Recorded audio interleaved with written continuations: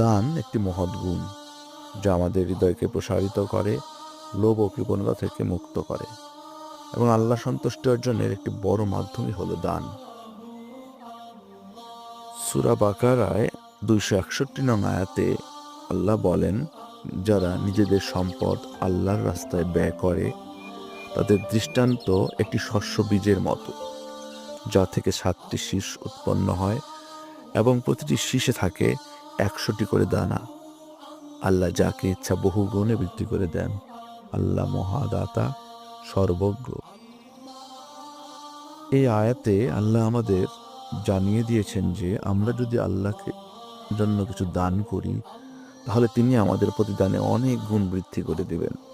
অর্থাৎ দান করা মানে নিজের সম্পদ কমিয়ে ফেলা নয়, বরং এটি আমাদের সম্পদকে বরকতময় করে এবং আখিরাতে অফুরন্ত প্রতিদানে